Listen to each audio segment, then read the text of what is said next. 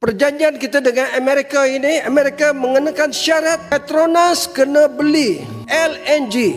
Petronas kena beli daripada Amerika setiap tahun sebanyak 3.4 bilion US, bukan ringgit. Ini satu penyerahan. Ini kata negara kita merdeka berdaulat. Bagaimana ni? Yang amat berhormat Tambun, apa sudah jadi kepada ini? Kita merdeka, tapi hari ini Trump datang yang menjahannamkan Gaza, bumi Palestin. Kita sambut mereka dan kita serahkan kekayaan kita. Ini pemunggahan. Ini pemunggahan harta negara miskin Malaysia ke Amerika. Saya kritik. Saya tak tahu apa jadi pada saya selepas ini. Tapi saya tidak setuju. Bagaimana ada syarat Amerika kenakan bahawa ikut perjanjian kita mesti jual nadir bumi kita ke Amerika. Tiada siapa boleh menghalang. Baru-baru ini Malaysia terkena kasus lagi ya. DPR Malaysia marah kepada PM mereka yaitu Anwar Ibrahim. Kenapa bisa marah? Nggak mau ngasih tahu dulu. Kita bahas. Sebelum kita bahas, jangan lupa like, comment, dan subscribe-nya. Oke? Let's go. Mana boleh dia mengenakan syarat sedemikian? Ini yang perunding-perunding ini, Menteri MITI ini, apa yang mereka runding ini? Ini penggadaian negara kita. Ini memalukan. Kena jawab di sini. Kita memang ada sopan santun, berbudi bahasa, tetapi tanpa sebutir bom, tanpa senapang, Trump turun ke bawah ini. Kita menyerahkan ekonomi kita, menyerahkan kekayaan negara kita 1 trilion ringgit. Sedangkan setiap tahun kita berhempas pulas. Lembaga hasil dalam negeri kena cak kutip, custom kena kutip. Semuanya nanti kita bagi kepada Amerika. Petronas bergaduh dengan setengah negeri, tak bayar royalti pada Kelantan, tak bayar royalti kepada Terengganu, mungkir pada Sabah, mungkir pada Sarawak. Kita bergaduh sama sendiri, tapi berbilion kita bagi pada Amerika. Saya memuji ucapan daripada ahli parlimen Pasir Gudang tadi yang berada di blok kerajaan. Tetapi beliau seorang yang jujur, yang berhujah dengan fakta, dan beliau telah mendedahkan satu perkara yang sangat dahsyat. Dengan kehadiran Trump di Malaysia ini bukan sahaja mengguris jiwa dan perasaan saudara-saudara kita di bumi Gaza, kerana disambut dengan begitu meriah, dengan tari menari dan sebagainya. Dan yang paling besar kesannya apabila Malaysia menandatangani perjanjian untuk membeli LNG, gas asli cecair, beli daripada US. Kita negara pengeluar gas, kita negara pengeluar minyak, kena bayar 3.8 bilion USD. Hampir 20 bilion setahun kita kena bayar kepada US untuk hanya semata-mata beli gas asli cecair. Dan yang lebih berat lagi, dalam perjanjian itu juga mereka berhak membeli REE daripada kita. Sedangkan REE ini dasarnya belum lagi kita final dalam negara kita. Kerana dia juga melibatkan hak negeri-negeri. Apakah selepas daripada ini kerajaan akan mengabaikan hak negeri-negeri kerana telah menandatangani perjanjian tanpa ada satu dasar yang jelas tentang REE ini? Saya ucap syabas dan tahniah kepada Pasir Gudang kerana dengan hanya kehadiran Trump beberapa hari sahaja, beliau seolah-olah telah menjajah semula ekonomi negara kita kerana telah kita mengikat dengan perjanjian yang kita terpaksa kena bayar 1 trilion yang sudah pasti lebih menguntungkan kepada negara penjajah, negara penjarah darah dan nyawa umat Islam ini. Ini bukan daripada kami, ini daripada ahli parlimen Pasir Gudang. Kita amat berduka cita dengan semua perkara ini kerana rakyat di bawah hanya dipertontonkan dengan hebatnya diplomasi kita sehingga boleh menjemput Presiden Amerika datang ke negara kita.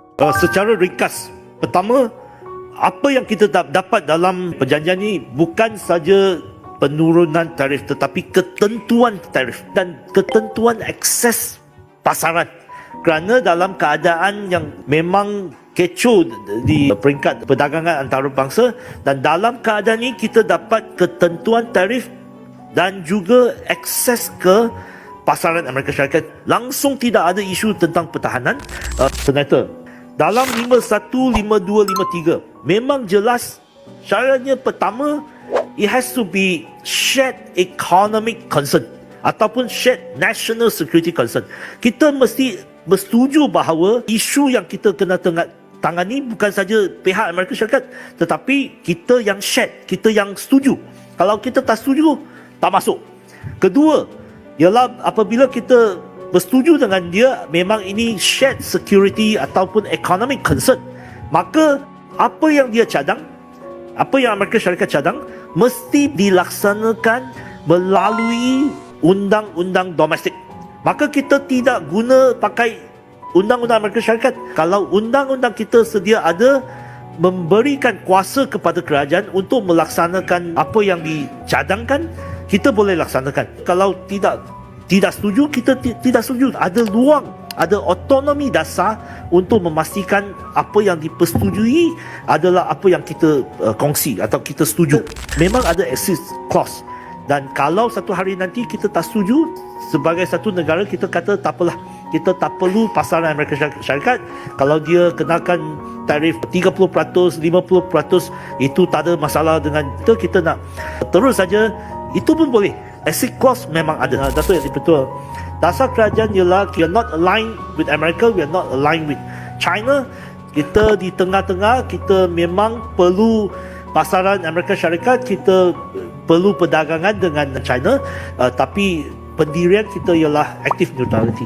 Nah, baru-baru ini pemerintah Malaysia atau DPR Malaysia bergejolak ya dengan adanya perjanjian Amerika Serikat dengan Malaysia. Mereka baru sadar setelah tanda tangan kontrak bersama Amerika Serikat saat itu. Nah, sadarnya sekarang.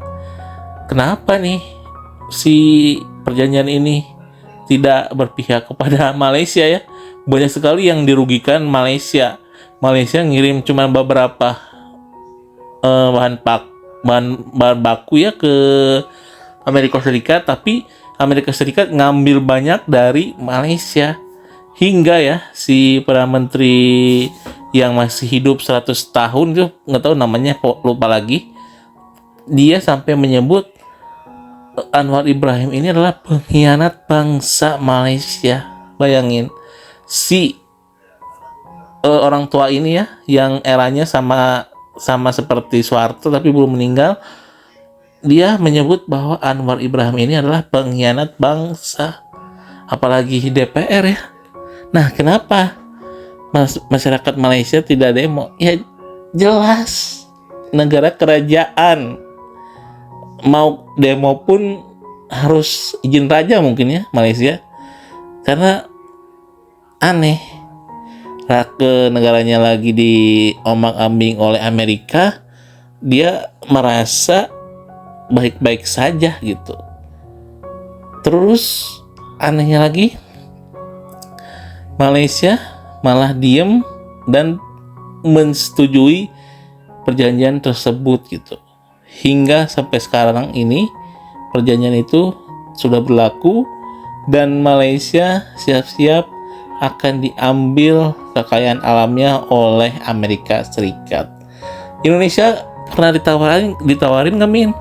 Ya, Indonesia pun sekarang sedang ditawari oleh Amerika Serikat karena perjanjian yang dulu itu dibatalkan atau diganti lagi dengan perjanjian baru sekarang ya. Yang baru-baru ini lagi update, yaitu Amerika Serikat minta tanah jarang dari Indonesia. Kayaknya disetujui ya, karena mungkin akan dibebas pajak atau apa komoditas dari Indonesia, yaitu sawit, terus dan lain-lain lah. Pokoknya nggak tahu apa aja yang dibebasi pajaknya ke Amerika Serikat. Ya kalau misalkan itu memang komoditas yang kita kirim ke Amerika, ya worth it aja ya. Tapi nggak tahu nih, apakah tanah jarang ini bisa apa mahal atau gimana, nggak tahu lah. Jadi intinya seperti itu. Jangan lupa untuk like, komen, dan subscribe ya, oke?